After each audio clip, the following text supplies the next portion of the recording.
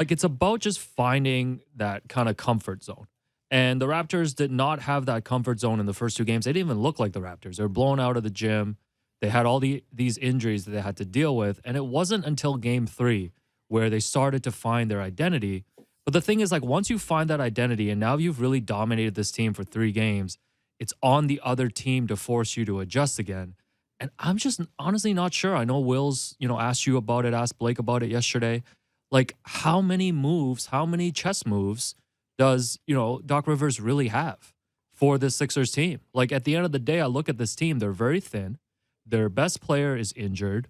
Their second best player is playing like their fifth best player right now in James Harden. Tyrese Maxey has slowed down.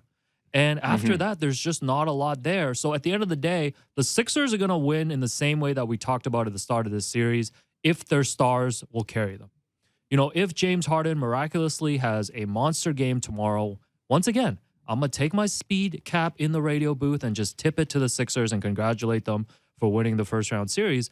But as I'm sitting here right now, that's the reason for the optimism, is that I really don't know, like, what are the moves besides the fact that they need Embiid and Harden to have just monster games to carry them to the finish line.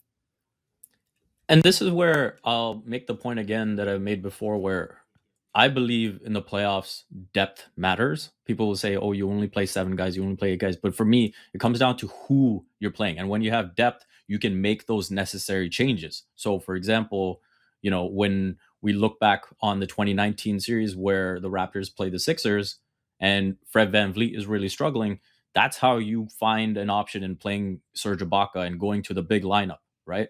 And you're able to make that adjustment. When you go up against the Warriors and you're seeing Danny Green struggle, you say, okay, we're going to have Fred VanVleet start these second halves and give us what he's giving us. And so when you have those options, you can make changes. But when you look down the Sixers list, there's not that many options because they're also pretty one-dimensional, right? Georges Niang will come in and give you a 3, but then he's hurting you on the other end of the floor. Matisse Thybulle, they're going to cheat off him on the offensive end every single time, right? The only basket he made was one that Precious put in for him.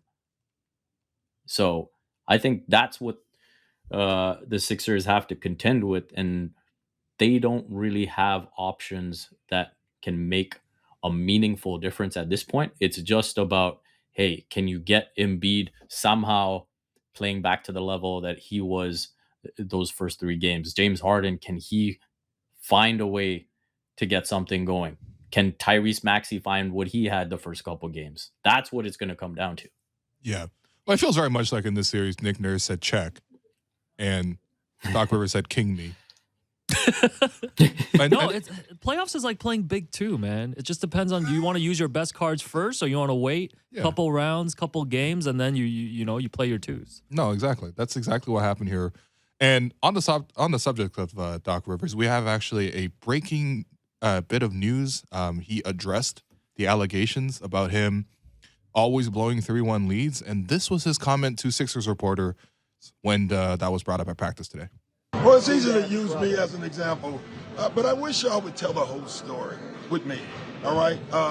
My Orlando team is the 8th seed. No one gives me credit for getting up against the Pistons who won the title. That was an 8th seed. Go look at that. I want you to go back and look at that roster. I dare you to go back and look at that roster, and you would say, what a hell of a coaching job. Really. I mean, the Clipper team that we lost 3-1. Chris Paul didn't play in the first 2 games and was playing on one leg. And we didn't have home court. And then the last one, to me, is the one we blew. That's the one I said, we blew that. Now, it was in the bubble. And anything can happen in the bubble. There's no home court. Game 7 would have been in L.A., but it just happened. So I would say with me, some of them is I got to do better always. I always take my own responsibility. And then some of it is circumstances happen. This one, let's win it, and we don't have to talk about it. Listen, man. Do you think he gave that exact speech to the locker room? He's like, go back and look at my 2002 Orlando Magic, or whatever it was, 2004 Orlando Magic. No, listen, it can't be fun to have to talk about this every single playoff run, because that is just the narrative. It can't be fun to do it every surrounding playoff Doc. run. But if you're going to celebrate that 2008 championship with the Boston Celtics over and over again, then I think you should also have to acknowledge all of these other blown leads. And for me, it's like you can pick and choose, but it's like we've seen we've seen a track record of this.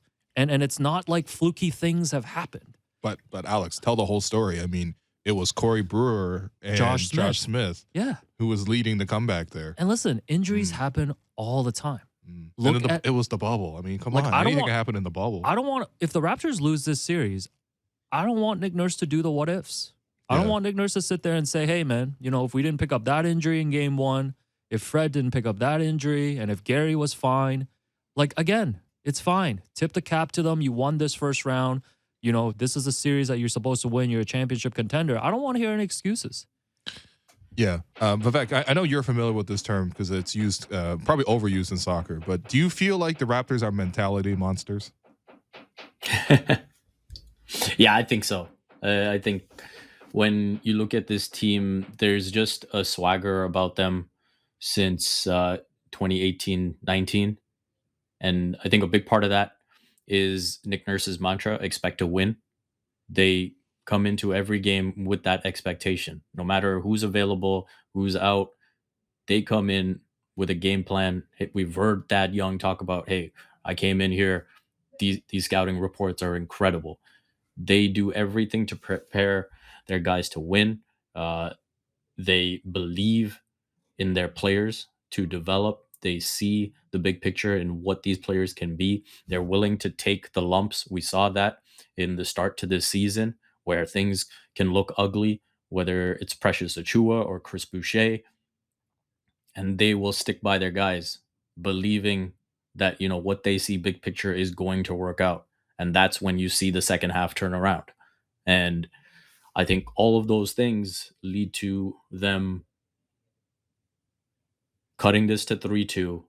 You look at their road performances this season, that big West Coast trip where they go undefeated.